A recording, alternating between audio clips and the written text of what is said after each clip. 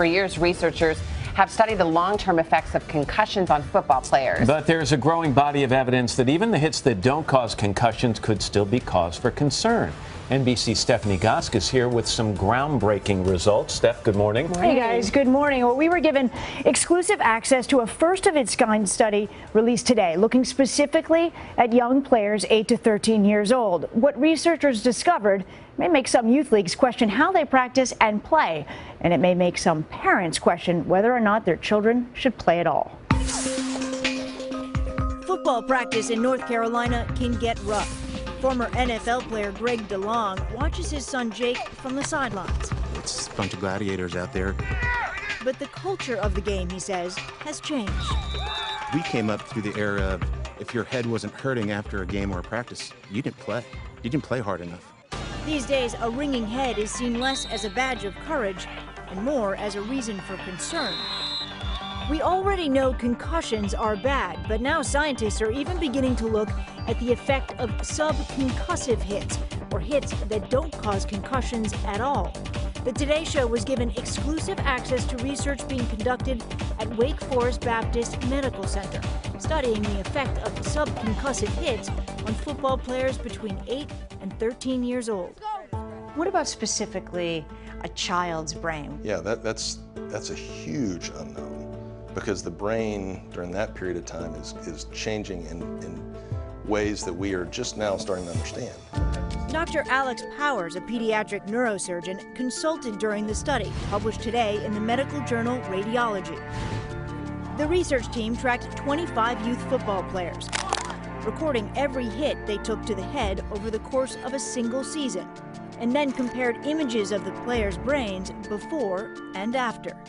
The first-of-its-kind study discovered that football players at this young age are hitting each other hard enough and often enough to cause actual changes in the structure of their brains, even without getting concussions. We see a change in the brain of the kids who hit more and hit harder, more so than the kids who hit less. The results revealed changes in the critical white matter of the players' brains over just one season. You can see that it's white, and again, those are sort of like the wires that connect different parts of the brain on which function unfolds. Dr. Chris Whitlow, one of the lead researchers, stopped short of calling the changes in the players' brains actual brain damage. What do the changes mean? I think there's more that we don't know than that we do know. And most importantly, do these changes result in any kind of long-term change in function, like memory or attention, or anything that would be important in your ability to function day to day? The groundbreaking study relied on technology that has been used before in older players, from high school to the NFL. So this is logging every hit on the field? Yes. Show me how it works in the helmet. So the sensor itself actually fits within the existing padding of the helmet, and the data is wirelessly transmitted to our sideline laptop. The sensors, called accelerometers, measure the location and the force of the hit in real time. As the arrow moves around the head, it's showing the changing impact location.